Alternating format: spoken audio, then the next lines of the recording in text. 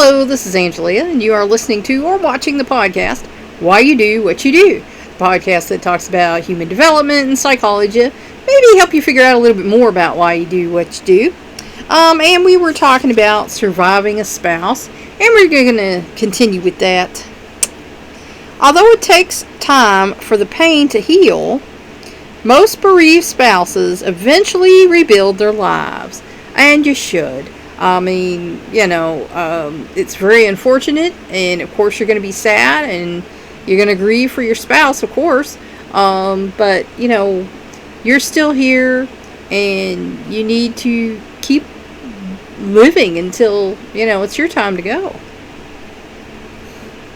Loneliness, sadness, and depression give way to confidence and the ability to manage on their own. And everyone can, there's ways, to get help if you don't have finances coming in. And, like I say in the Bible, it talks about taking care of the widows. Even God knew that was a problem sometimes. But, you can do it. People who adjust best are those who keep busy, take on new roles such as new paid or volunteer work, or become more deeply involved in ongoing activities. And it's like I say, folks who are doing something.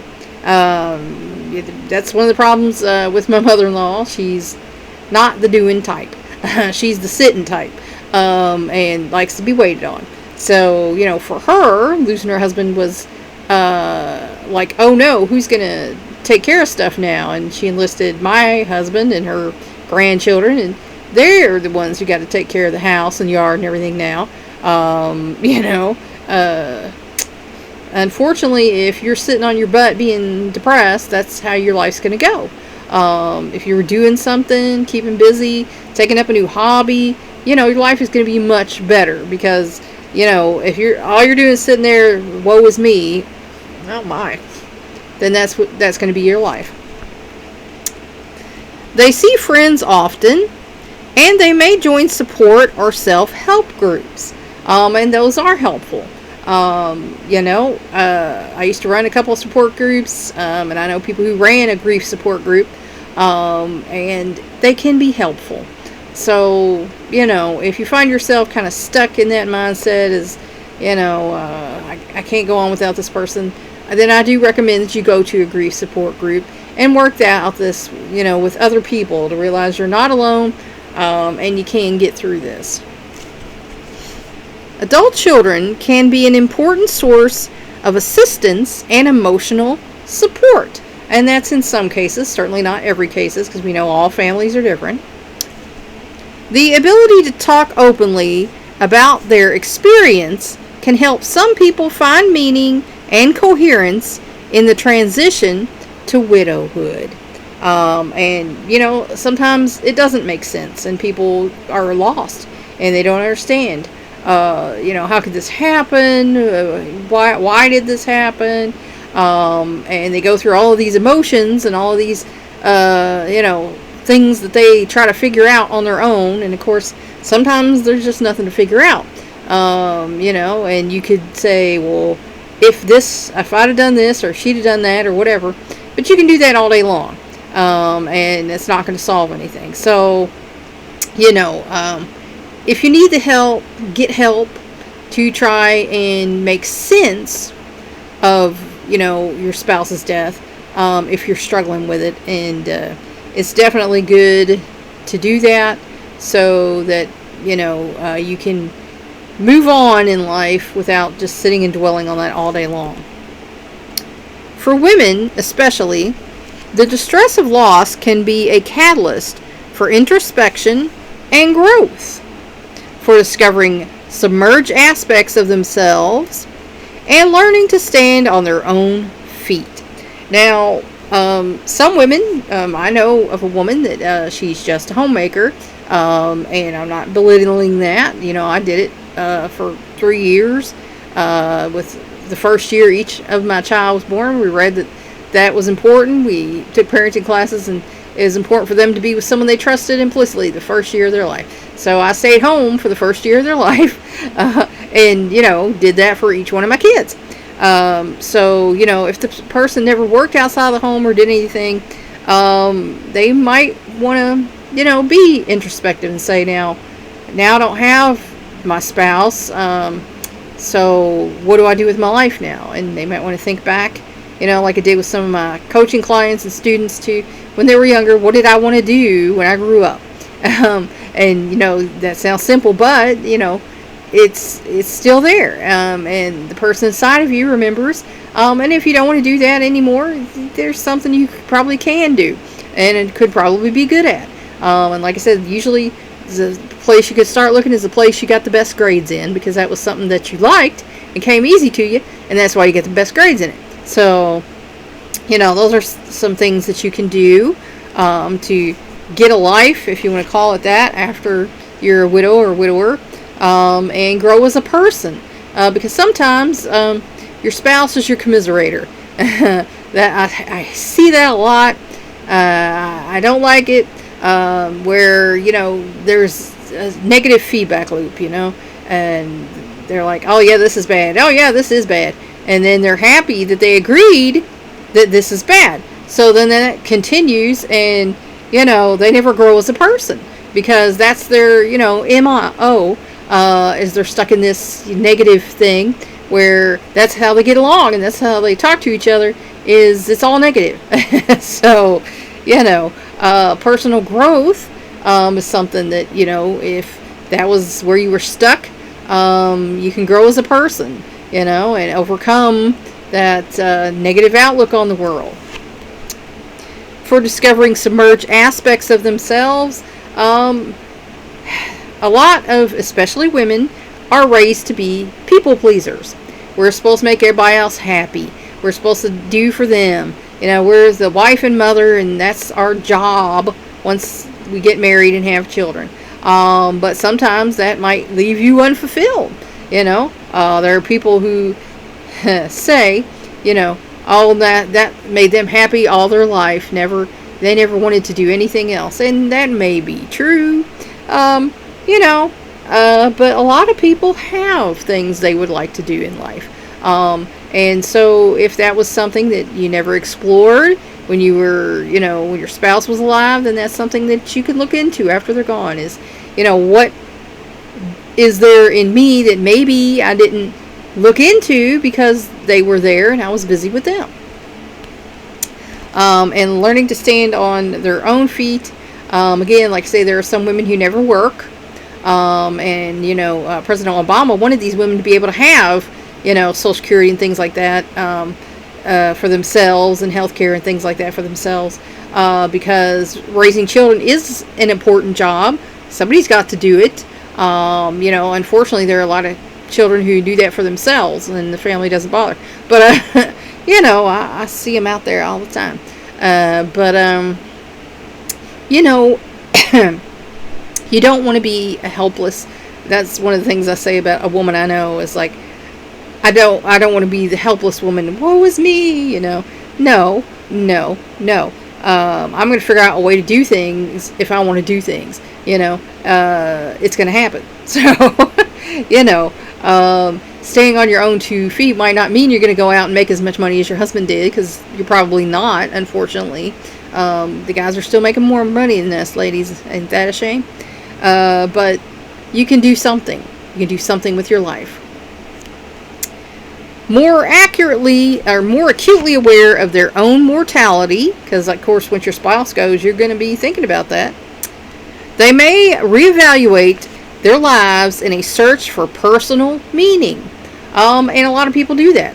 I know a lot of older women who, once they became widows, they started getting into, their church more. They started getting into studying Buddhism and, things to kind of just take a look. And, a lot of them I know went to therapy. So they could, unpack and take a look inside themselves and figure out, who am I without my spouse? Because a lot of people, that's your identity. I'm this person's wife and this person's mother, and you should have your own identity outside of that. I'm not saying that you should not have a family, Some people think everything I say and take it and twist it into something else. But what I'm saying is you should have a life outside of them. You should have your own life that you're living in addition to being the wife and mother. In the process, and it's going to be a process, they may look back at their marriages with more realism. Because let's face it, most marriages are not perfect. I've never known anyone that had a perfect marriage, honestly. There's going to be disagreements because everybody's different, everybody's unique, and one person might like it this way, one person might like it this way. Well, I want this way, I want this way. So your relationship was not perfect. You weren't married to a perfect person. And so, you can look back at that and, be more realistic. Don't put the person up on a pedestal and make them a saint because they've passed away now. Because, chances are they were not, unless they actually were. There were a few married saints, but I digress. Some return to school or find new jobs. And like I said, I know of older ladies who did that. Went back to school and did stuff they wanted to do. Got a job in their field they wanted to go in, or some who just went into volunteer work, and that's what they did. So there are things you can do with your time. With available women greatly outnumbering available men, and remember we looked at those statistics the other day, and that's the truth. That women lose more women lose their men before 65. So older widows outnumber the older widowers by quite a bit. Elderly widowers are 4 times as likely to remarry as elderly widows because there's more of them. Typically within a year. And so there are men and they don't like being not married, and they might find themselves a wife within a year. So, that's a thing. The need for intimacy may be a factor. And men do need that connection more than women do. Like I've told you before about one of my grandmas that said men never grow up. They're just giant babies. They're still looking for a mama. So, I wouldn't put it that bluntly, but there is a little something to that. They like to have someone there to be their helpmate, and that's what Eve was created for. If you go all the way back to the beginning of the Bible, it's not good for man to be alone. We're going to make him a helpmate. And of course, my joke is that God was like, oh, it's not good for man to be alone. Let's make him a helpmate. But see, it's on the way you say it. But a lot of men need someone there with them, and a lot of women also do, but more men do, and a lot of us women can honestly take you or leave you, because if you're not giving us what we're giving you, then we have an unequal relationship. And just because you're paying the bills doesn't mean you're meeting her mental and emotional and physical needs. So keep that in mind. If a husband has a confidant, it is likely to be his wife. Whereas wives, who generally have more intimate friendships, are more likely to confide in someone outside the marriage. And that is because we women understand each other a little better than men do. You might tell your husband something, he wants to fix it. That's what men do. They're fixers. They think if there's a problem, we'll fix it. But women understand that something doesn't always just need to be fixed. Sometimes we just need to vent and then we're done. But men, generally want to solve things. Sometimes you gotta talk to the girls because you don't want to solve. You just want to air it. You just want to talk about it and be mad about it or whatever. So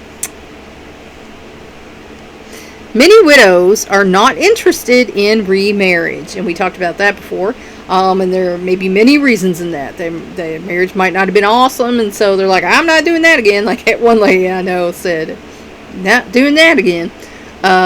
It could be for financial reasons. She might be collecting his pension or Social Security, and it might be good enough take care of her, and if she got married again, she might lose that. I don't know if that's still a thing, but I know that used to be a thing. That might be something to it, or they might be liking their newfound independence, and they might not want to have someone else, come into their space. Women usually can handle their household needs, and of course we can, and may be reluctant to give up survivors' pension benefits or the freedom of living alone. Because, like I say, you guys, I'm going to put this as nicely as I can, but sometimes y'all heavy to carry. Sometimes you are. The physical needs, we have to usually provide for your physical needs. Like I said, my grandma said they're just big babies. Men do want you to do the cooking and cleaning and taking care. Some men do clean. My husband every now and then he decides to clean some stuff. Sometimes he'll cook, and that's a nice surprise. But generally, we're doing your dishes, we're doing your laundry, we're making sure you have whatever it is you want in the bedroom, bathroom, whatever is going on. We make sure you're stocked. We make sure you got clean stuff. And so that's not even counting, being your confidant, hearing all your emotional stuff, letting you unpack your emotional stuff with us, helping you think things through,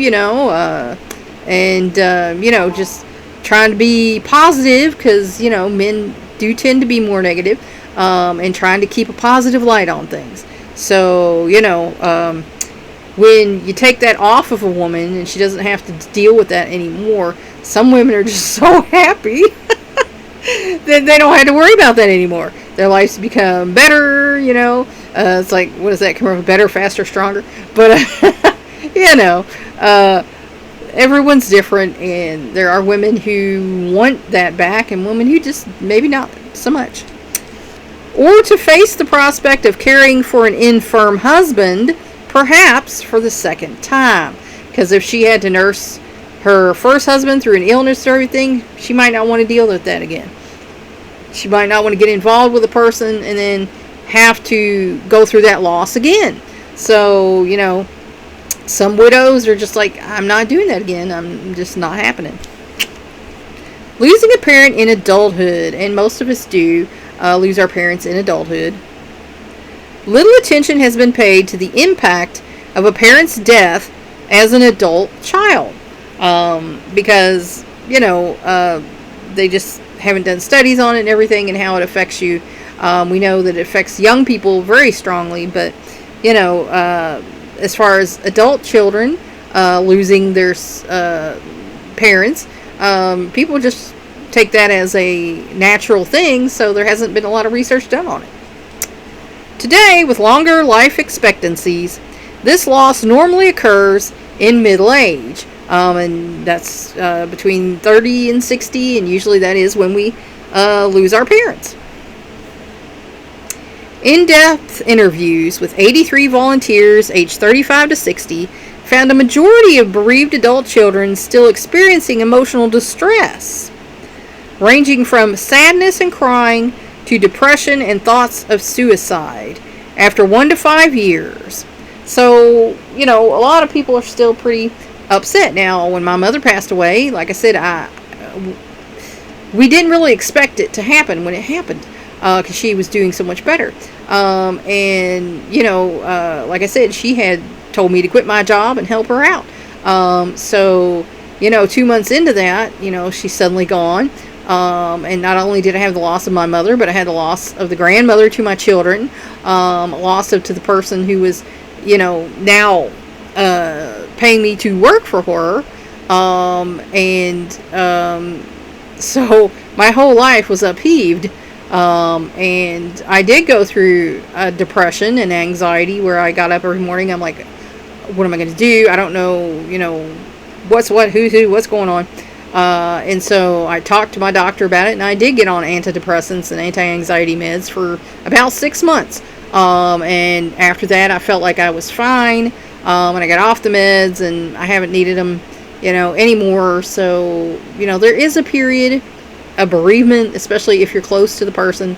And like I said, my mom and I were best friends for the last 5 years, of her life. We had a very rocky relationship before that, but for the last 5 years of her life, we were best friends. We would talk about everything. We would go out together and have lunch. We'd go shopping together.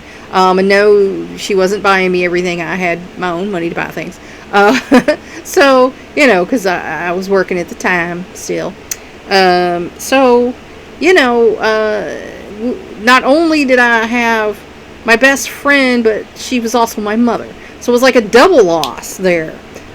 Because, she was the person that I was spending my time with every week and talking to and doing things with. So, it was like a double loss for me. And, she was such a good grandma to my kids. It just made me so depressed that now she wouldn't be in our life anymore. So, that can be a very real thing. And if you experience that, I encourage you to go to your doctor and tell your doctor to get, yourself sorted out, because the last thing you need to do is, to become very depressed or suicidal to the point where you're going to rob your kids of their parents. So, that's an important thing to take care of your own mindset, especially following loss of a mother. There we go. And usually people are closer to the mother than the father. Dads are, dads. Dads are this person that, you might have more fun with, but they're also the bigger disciplinarian. So most people are actually closer to the mother than the father. Still, the death of a parent can be a maturing experience. And it can be, because, sometimes I know some folks who mom, will just say everything they do is okay. I'm not that kind of mom. I didn't have that kind of mom for sure. But there are people who, mommy. And when mommy's not there anymore, they have to grow up a little bit. And realize that no one's going to do that for them for the rest of their life. They need to be grown-ups. I knew a woman who basically in her 50s was still mentally and emotionally a child because she was just so spoiled and everything was handed to her, and she just was like, unbelievable. Honestly, the immaturity level was just unbelievable of this woman. So, she was going to have to grow up. And, I lost touch with her because I gave her some tough love, and she didn't care for that.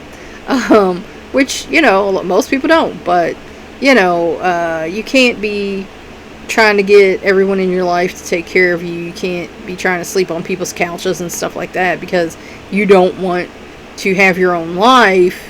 And your mom is now no longer helping you. So at some point in life, you're going to have to stand up. Or, like I told her, she didn't want to make decisions for herself. And I'm like, well, if you don't make decisions for yourself, someone else is going to end up doing that for you. Do you want to end up, in a mental health facility where other people are making decisions for you? You need to get your shizzle together, and, have your life. It can push adults into resolving important developmental issues.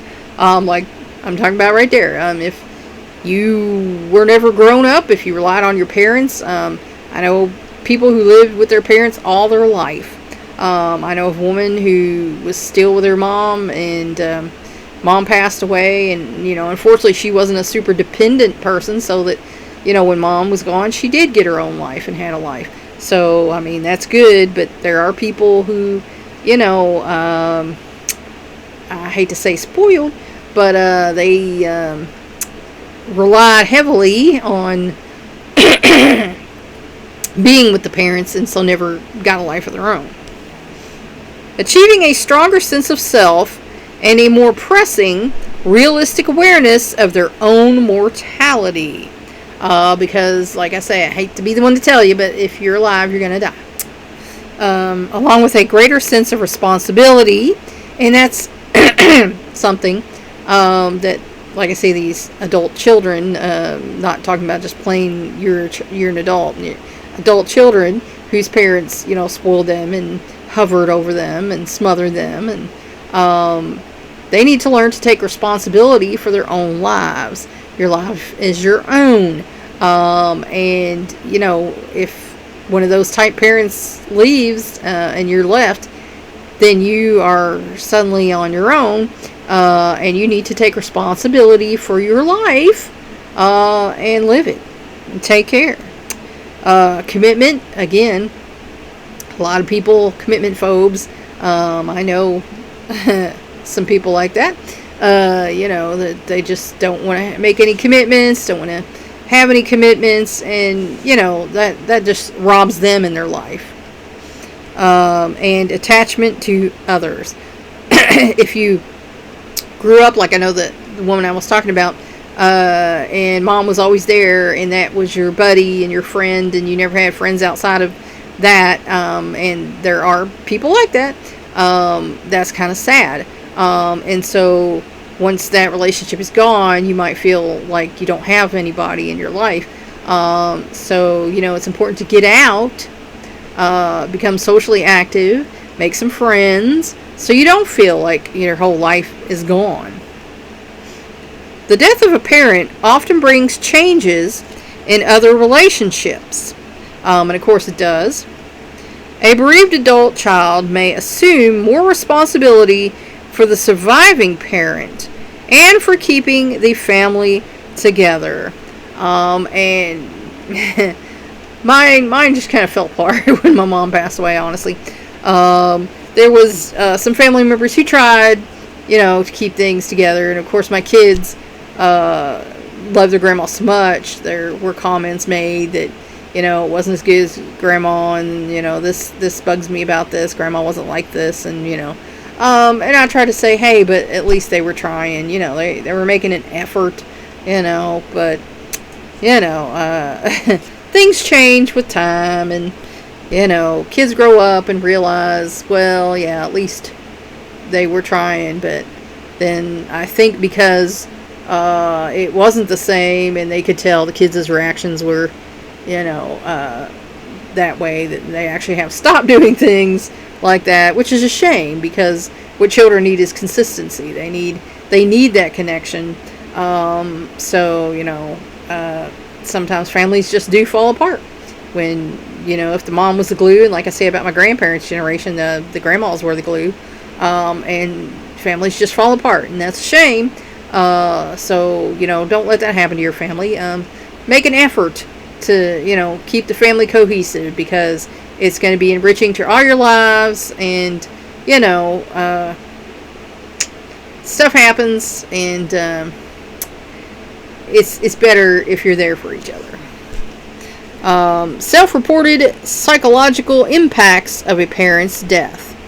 And we're going to talk about, things that, as far as their feeling about how they have changed or become after the death. So some self-concepts are more adult. People might feel more adult after the parents die. And that's, of course, because parents, no matter how old you are, they can look at you as a kid. My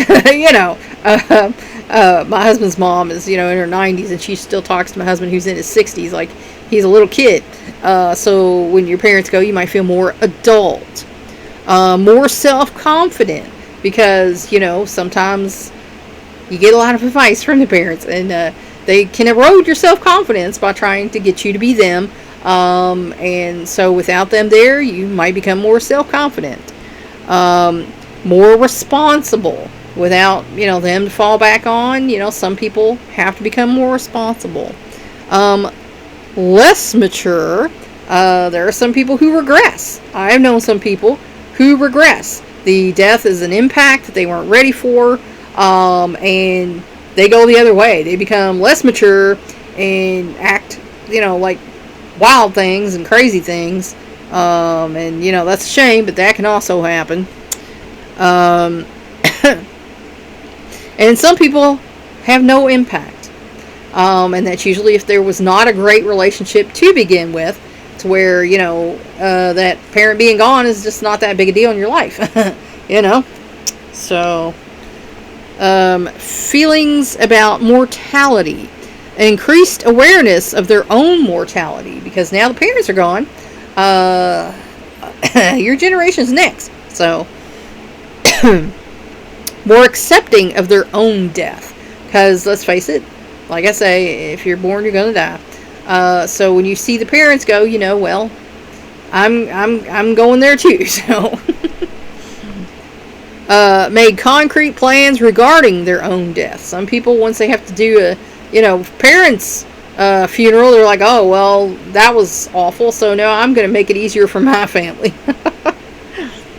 Increased fear of their own death, and some people do that. Some people, when they have a death that close, they're afraid. Oh my God, I'm going to die now. And sometimes people do things like drinking and eating chocolate cake all the time to bring that about. They make a self-fulfilling prophecy. It's like, now I'm afraid I'm going to die like them, and then they do these things that kind of make them do that. So, religiosity, more religious. And some people, when they realize the end is coming, they get more religious and they want to be on the right side of things.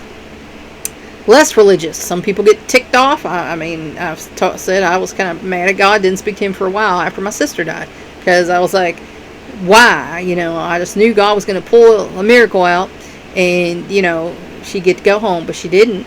And I'm like, why? What good is there in, having a 12-year-old girl die? But some people get mad at God for taking their parent, and they become less religious. Personal priorities, personal relationships become more important, and that's because some people realize the finality of life and death. So they want to make their personal relationships with people stronger. Simple pleasures more important. And since like the meme says, don't take life too seriously, nobody gets out alive anyway, and you realize every now and then it's okay to indulge and enjoy yourself and have a good time, because you're not going to live forever and you might as well live now. Personal happiness becomes more important, and with a lot of people that's true. You realize, if I live my life like this and it hasn't made me happy, then I want to be happy, Material possessions are less important. And some people, feel that way. They feel like, well, I worked all these years getting this stuff, and now, what good is the stuff? It was what I wanted when I wanted it, but now, I can't take it with me. That's what my kids joke about. They're going to probably have a nice auction. Work or career plans. They left their job. Some people realize, hey, I've been working this job for 30 years and I hate it. I'm just going to change jobs. I'm going to go do what I want to do now, because they realize the finality of life, and they're going to make the rest of their life the best of their life. Adjusted their goals. Some people, like I said, have goals they've never gone for, and you can never achieve them if you don't go for them. Change plans due to family needs. Because if one of your parents was taking care of the other one and then suddenly they're gone, then that parent still needs help. So, sometimes you have to step into the role. Moved. Some people are only living where they're living because they have family there, and parents. And so if these people don't see the need to stay where they're at, and they've always wanted to go live somewhere else, they might pack up and go. So, those are some of the self-reported psychological impacts of a parent's death. The intense emotion of bereavement may draw siblings closer, or they may become alienated over differences that arose during the parent's final illness. And, that can be a thing that may draw you closer or may drive you apart, because maybe that parent was the one connecting you two. And, it's sad when that happens, but unfortunately, it does happen, and it's not the end of the world. A parent's death may free an adult child to spend more time and energy on relationships that were temporarily neglected to meet demands of caregiving. So they might have more time for their, spouse or their children or their grandchildren. Or the death may free an adult child to shed a relationship that was being maintained to meet the parents' expectations. Because sometimes, parents expect siblings to be friends. I know of a man who he wants that to be a thing, but I don't think that's going to be a thing. So sometimes, things end when the parent's gone. The death of a second parent can have an especially great impact. And of course it can, because when the first parent goes, you're like, oh. And then once the second parent goes, okay, that's it. My generation's next. The adult child may feel a sharpened sense of mortality now that the buffer of the older generation is gone. Because, like I say, now your generation's next. This awareness can be an opportunity for growth. And for some people, it is. Some people realize, hey, this is it. This is the only life I'm getting. I need to do my thing and live my life. Leading to a more mature outlook on life and a greater appreciation of the value of personal relationships. And like I say, there are people who, while their parents are alive, they just don't bother adulting.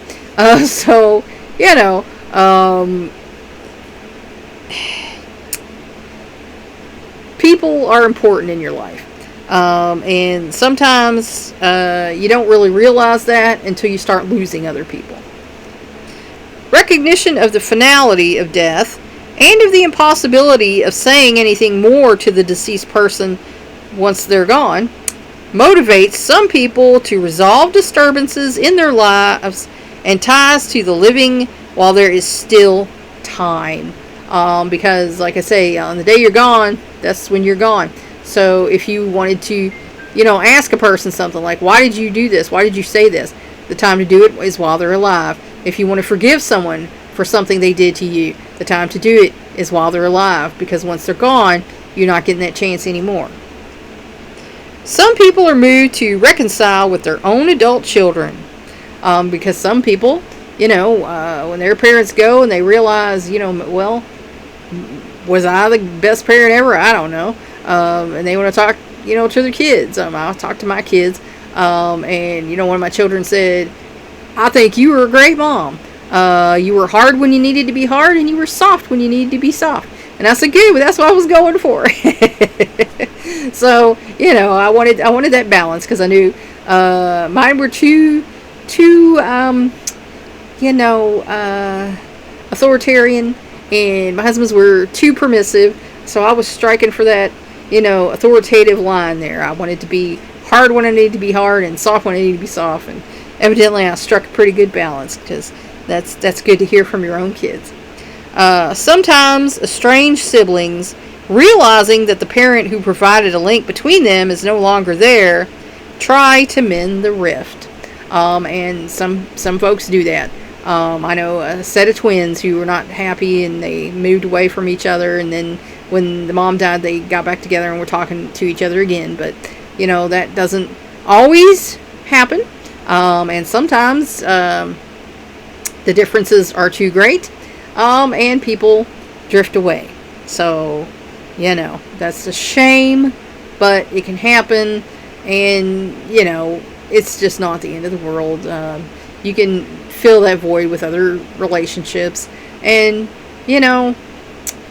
life is what it is. So you can't sweat things that are clearly unresolvable. So that's where I'm going to leave you for today. I hope that helped you figure out maybe a little bit more about why you do what you do. Please like and share this educational program so we can spread it around the world. If you want to help me out, subscribe to my YouTube channel. If you want to help me out even more, go to my Patreon page and become a patron. Thanks for watching or listening. That's all for now. Until next time.